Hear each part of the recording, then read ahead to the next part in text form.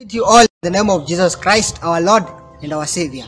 As we get into the study of today, which is entitled, How Are You Living? Or Living the Good Life, which is actually derived from the words of Jesus Christ that you all know in the book of Matthew, chapter number 4, verses number 4, that says, Man shall not live by bread alone, but by every word that proceedeth out of the mouth of God.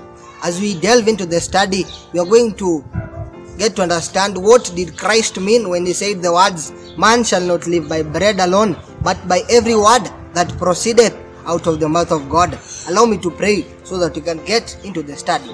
Our God and our Father, we come before your presence and we ask, O Lord, you may guide us, you may protect us till the end. In Jesus' name we pray and believe. Amen. The words of Christ in the book of Matthew, chapter number 4, verses number 4, will introduce into us the topic of today.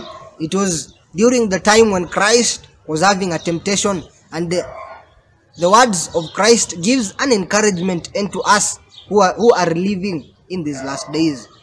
The temptation was that Christ was supposed to change the stones into bread, and Christ answered, It is written. It is written were the words that Christ actually read this time. And the words of Christ that when he said it is written are recorded in the book of Deuteronomy.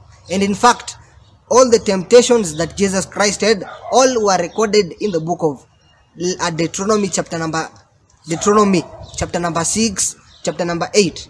And as we all know that many people say that they don't want to study the Old Testament because it includes the old writings, the writings of old people, and it should not be discussed.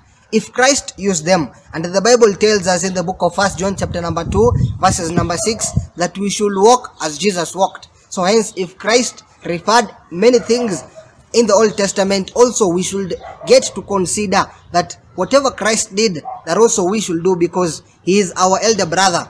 And we all know that the words of Christ that he said were, It is written, Man shall not live by bread alone, but by every word that proceedeth out of the mouth of God. When Christ said these words, Man shall not live by bread alone, but by every word that proceedeth out of the mouth of God, what did he mean? We know the book of Job, chapter number 23, verses number 12. The words of Job encourages us that the word of God is important unto us. In other words, it is even better than food. We read it in the book of Job, chapter number 23, verses number 12. That says this. It says, Neither have I gone back from the commandment of his lips. I have esteemed the words of his mouth more than my necessary food. Job actually here he compares the words of God, the commandments of God, more than even food. In other words, he esteems the word of God. As we all know that Job was a man who feared God, because we read in the book of Job chapter number 1, verses number 6 and 7, that Job was a man that eschewed evil, and he actually, the words of God himself from the mouth of God said that he was a man that eschewed evil and a man who feared God. It is a lesson into us who are living in these last days that God requires us to live by every word. Do you live according to the word of God, the word that are written in his word? In other words, are you living the good life? And the good life that is prescribed in the Bible are the words that proceeded out of God. Do you esteem the words of God more than the necessary food, as Job says in the book of Job 23, verses number 12? As we get into the study, we are getting to understand that the words of God are so important into us, because it is through the word that we have life. We know the words of God, that sometimes he spoke directly and other times he spoke through mediums. But we are going to consider just one verse that speaks of the words that God spoke directly from his mouth. And the book is Matthew chapter number 3, verses number 16 and verses number 17. And it says this, And Jesus, when he was baptized, went up straight out of the water, and lo, the heavens were opened, and him he saw the Spirit of God descending like a dove, and lightning fell upon him. And lo, a voice from heaven saying, This is my beloved Son, in whom I am well pleased with. The words of God out of his mouth were, and lo, a voice from heaven saying, This is my beloved Son, in whom I am well pleased with. The words of God that fell from his mouth unto Christ is that Christ was his beloved Son. And we all know that Christ is the Son of the living God. Matthew chapter number 16, verses number 15. So, when Christ took upon this word, when Christ actually believed that he was the Son of God, because when he was on earth, he was both a human and both God at the same time, because we know that his divine nature was actually combined with the humanity. And when Christ took hold of this word, it gave him power, and it enabled him, even when he was combating temptation, he was able to overcome the temptations that were in his life. It also comes to us that during the time of temptations, it is written should be the weapon that we should have.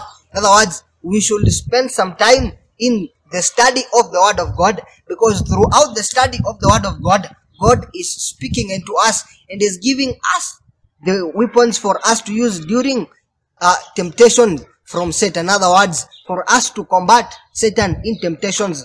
For we all know that the word of God has power. The book of Hebrews chapter number 4 verses number 12 that says that the word of God is like a double-edged sword, cutting through the spirits, and also it giveth life, it quickeneth, it giveth unto us the power. We also know in the book Education, pages number 126, paragraph number 1, that says that the very word of God has power. And when we get to understand, we get to study the word of God, it actually becomes our thoughts. And God has given us his word to help us during the times of temptation.